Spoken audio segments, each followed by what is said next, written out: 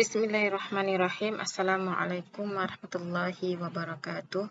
Alhamdulillahilladzi hamdan katsiran thayyiban mubarakan fih wa sallallahu wa sallama ala nabi hudaw wa rahmatan lil alamin.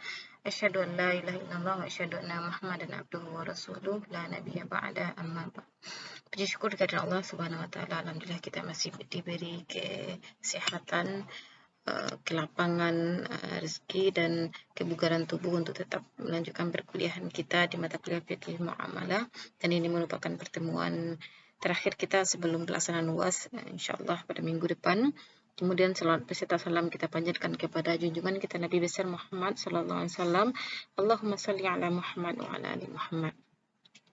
Insyaallah pada pertemuan ini kita akan mengkaji salah satu akad yang merupakan jaminan dalam hutang piutang, dan akad ini dinamakan dengan akad rohnun.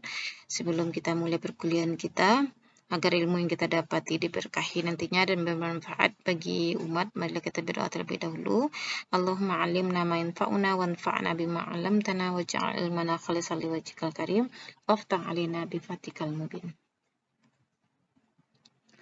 Pengertian rohnun secara bahasa, al-rohnu berasal dari bahasa Arab yaitu rohana yarhanu rohnan, yang berarti as-subutu wad-dawamu, yang artinya tetap dan kekal, atau bisa diartikan dengan al-ihtibas, menahan sesuatu, karena dalam praktek rohnun nantinya ada sesuatu yang ditahan sebagai jaminan atas hutang. Secara istilah, rohnun diartikan dengan ja'lu ainin laha qimatan maliyatan fi nazri syar'i wasiqatan bidainin bihaitsu yumkin akhdhu dzalika ad-dain aw akhdhu ba'dahu min tilka dain. Menjadikan suatu barang bernilai harta dalam pandangan syarak sebagai jaminan kepercayaan atas hutang yang memungkinkan untuk mengambil seluruh atau sebagian hutang dari barang tersebut. Jadi dari pengertian ini ada beberapa poin yang perlu kita garis bawahi. Bahwasanya yang pertama, gadai tersebut ada sesuatu yang dijadikan jaminan atas hutang, yaitu ain, berupa barang atau benda. Yang ainnya ini yaitu harus memiliki qimah maliyah, itu memiliki bernilai harta, ya, dan dia dijadikan sebagai jaminan atas hutang. Dan yang kedua, yang barang ini bisa diambil nantinya baik keseluruhan atau sebagian sebagai ganti dari hutang ketika seorang tidak mampu membayar hutangnya. Oke, inilah yang maksud dengan rohnun. Pensyariatan rohnun. Rohnun atau gadai dalam Islam hukumnya boleh, ya. Hal ini sebagaimana firman Allah dalam surah Al-Baqarah ayat 283, A'udzubillahi minasyaitonirrajim, wa in kuntum ala safarin wa lam tajidu katiban farihanum maqbudah. Jika kamu dalam perjalanan dan kamu bermuamalah tidak secara tunai dalam artian berhutang, sedang kamu tidak memperoleh seorang penulis, maka hendaklah ada barang tanggungan yang dipegang oleh yang berpiutang. Ya, jadi di sini ini secara langsung Allah menyebutkan kata rihan. Ya, ada barang tanggungan yang sebagai jaminan. Ya, jadi di sini ini ayat ini menyebutkan apabila seorang dalam perjalanan dan dia terdesak untuk melakukan pinjaman terhadap orang lain dan dia tidak memiliki seorang penulis untuk menuliskan hutang tersebut atau tidak memiliki saksi untuk mempersaksikan hutang tersebut, maka dalam kondisi ini dia boleh memberikan barang sebagai tanggungan atau jaminan atas hutang yang dia pinjam. Ya, secara zahir ayat menunjukkan bahwasanya jaminan tersebut diberikan terhadap hutang yang dilakukan dalam perjalanan. Ya, setelah dikaji lagi oleh ahli tafsir, ternyata penyebutan safar perjalanan ini tidak menunjukkan bahwasanya gadai tersebut hanya dibolehkan dalam hutang piutang yang dilakukan dalam perjalanan, akan tetapi ini menunjukkan bahwasanya kebanyakan orang melakukan hutang atau terdesak untuk meminjam itu ketika mereka dalam perjalanan, ya, disebabkan karena kebutuhan dalam perjalanan. Berarti ayat ini bisa dimaknai secara umum bahwasanya menggadaikan barang untuk jaminan atas hutang itu bisa dilakukan baik dalam perjalanan atau dalam keadaan mukim. Dalil yang kedua yang menunjukkan kebolehan gadai yaitu dari Anas bin Malik Sesungguhnya Rasulullah SAW menggadaikan baju besinya kepada seorang Yahudi di Madinah dan menukarnya dengan gandum untuk keluarganya. Ya, berarti ini menunjukkan bahwasanya Rasulullah SAW mempraktekkan gadai ini dalam rangka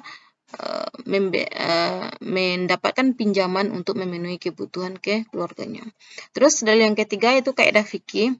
Al-aslu fil muamalah al-ibahah illa ma dallat dalilu ala tahrimihi. Asal hukum dalam muamalah adalah boleh, kecuali ada dalil yang menunjukkan pengharamannya. Ya, setelah dikaji-kaji lagi, tidak ditemukan dalil baik dari Al-Quran dan Sunnah yang menunjukkan pengharaman gadai ini. Rukun rahnun ada 4. Yang pertama sigoh.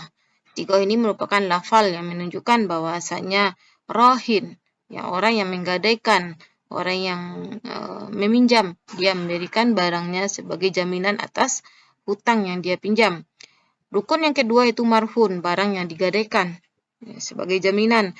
Rukun yang ketiga marhun bihi, hutang yang dijamin. Ya, rukun yang keempat akidah ini. Akidah ini dua orang yang berakad, yaitu yang pertama rohin, orang yang menggadaikan, dan murtahin, orang yang menerima gadai. Syarat rohnun, ya, agar gadai ini diakui dan benar dan berjalan sesuai ketentuan syariat, maka dia harus memenuhi syarat dari ketentuan berikut. Yang pertama, syarat yang berhubungan dengan yang melakukan transaksi atau akiden, yaitu orangnya harus balik dalam artian tidak anak kecil. Jika wanita itu ditandai dengan datangnya haid, dan ketika laki-laki sudah ihtilam atau mimpi basah. Berakal, berarti orang yang gila tidak boleh melakukan transaksi gadai. Dan syarat yang ketiga itu rushd. Ya, walaupun dia sudah balik atau berakal, tapi dia tidak cerdas atau cakap atau tidak memiliki kemampuan dalam mengatur keuangan, maka dia tidak sah untuk melakukan transaksi gadai. Syarat yang kedua, syarat yang berhubungan dengan marhun atau barang yang digadai.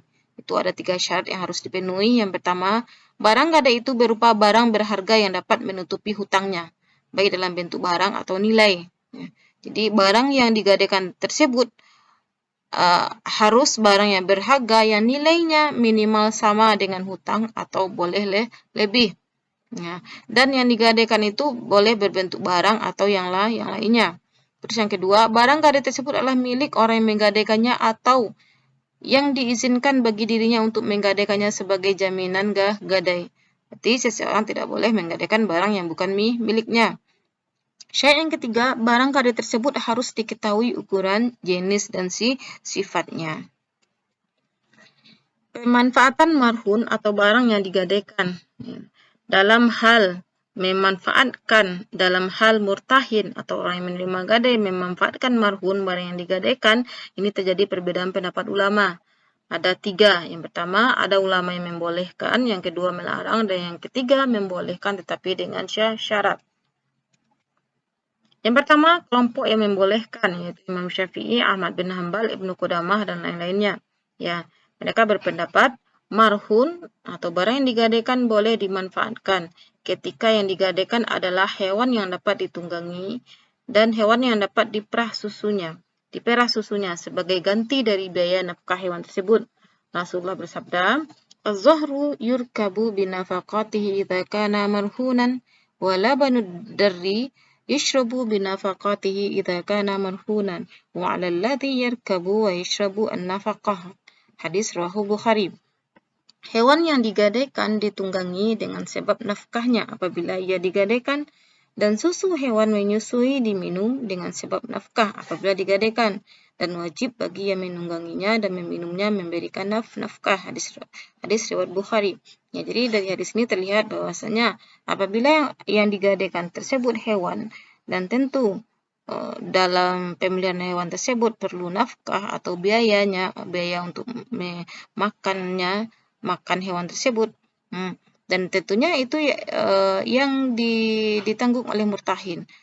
Sebagai gantinya, murtahin atau orang yang memagadai itu dia boleh memanfaatkan barang gadaian tersebut dengan cara menunggangi hewan tersebut dan mengambil air susunya. Kelompok kedua, kelompok ulama yang melarang, yaitu Imam Abu Hanifah dan Imam Malik. Mereka berpendapat bahwasanya murtahin tidak dapat memanfaatkan barang jaminan yang dapat digunakan, dikendarai maupun ditempati. kecuali mendapat izin dari rohin. Karena murtahin hanya memiliki hak sebatas menahan barang, bukan memanfaatkannya. Apabila barang tersebut dimanfaatkan hingga rusak, maka murtahin harus mengganti nilai barang tersebut. Ya, karena dalam hal ini dia dihukumkan ghasab atau mencuri. Ya, kenapa dikatakan ghasab? Karena dia memanfaatkan barang yang bukan milik dia. Kelompok ketiga, ulama yang membolehkan tetapi dengan syarat-syarat atau ketentuan, yaitu Imam Al-Jaziri, Imam Syafi'i, Imam Ahmad bin Hanbal, dan Ibnu Rushd mengatakan murtahin boleh memanfaatkan barang gadaian dengan syarat barang yang digadaikan tersebut adalah hewan tunggangan dan hewan yang bisa diperah susunya, dan pemanfaatan ini diambil sebagai ganti dari biaya pemeliharaan. Ya, sebagaimana yang dijelaskan sebelumnya. Ya. Jadi apabila yang digadaikan itu selain dari hewan yang bisa ditunggangi dan hewan yang menyusui, maka dia tidak boleh dimanfaatkan. Murtahin mendapatkan izin dari rohin untuk memanfaatkannya. Ini syarat yang kedua. Jadi setelah digabungkan pendapat tiga kelompok tersebut, dapat disimpulkan bahwasanya kebanyakan ulama berpendapat bahwa memanfaatkan barang gadaian hukumnya tidak boleh. Ya, dia dibolehkan ketika barang tersebut merupakan hewan yang ditunggangi dan menyusui, dan pemanfaatan hewan ini oleh murtahin sebagai ganti dari biaya perawatan hewan tersebut. Karena ketika hewan tersebut berada di tangannya, dialah yang menanggung biaya perawatan hewan. Dan sebagai gantinya, dia boleh menunggangi hewan tersebut dan mengambil air susunya. Selain itu, sebelum memanfaatkan hewan ini, murtahin harus mendapatkan izin terlebih dahulu dari rohin.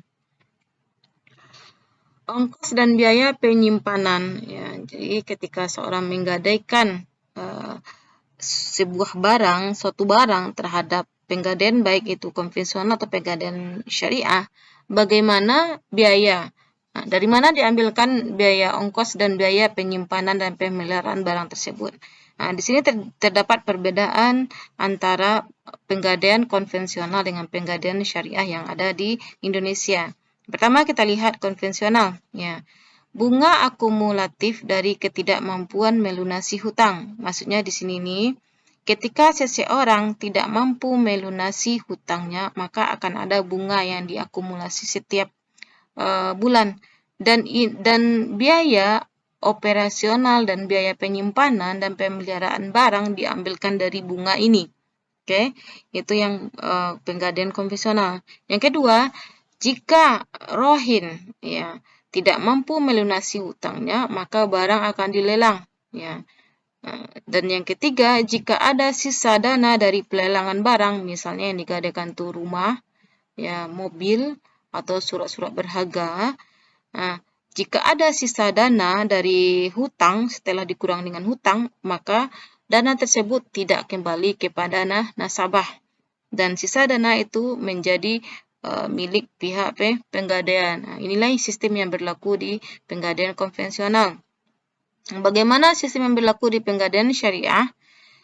Tidak ada bunga atas pinjaman, akan tetapi dikenakan biaya pemeliharaan. Jadi terhadap hutang yang tidak mampu dia lunasi, itu tidak ada bunga atas pinjamannya.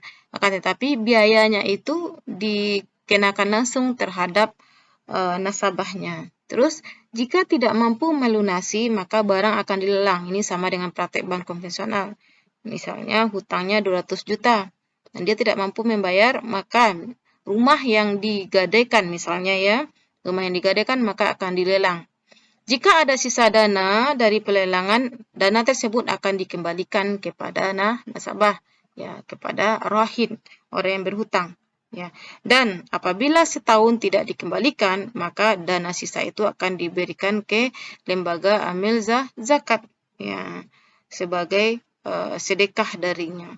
Oke, demikianlah perbedaan antara sistem yang berlaku di penggadaian konvensional dan penggadaian syariah. Demikianlah penjelasan tentang materi gadai hari ini. Silahkan dieksplorasi lagi pengetahuannya tentang gadai ini dengan banyak membaca referensi lainnya, dan jika ada pertanyaan silahkan ditanyakan di grup WA Terima kasih atas perhatiannya. Kita tutup dengan membacakan doa kafaratul majlis. Subhanakallahumma wa bihamdika asyhadu an la ilaha illa anta astaghfiruka wa atubu ilaik. Wabillahi taufiq wal hidayah. Wassalamualaikum warahmatullahi wabarakatuh.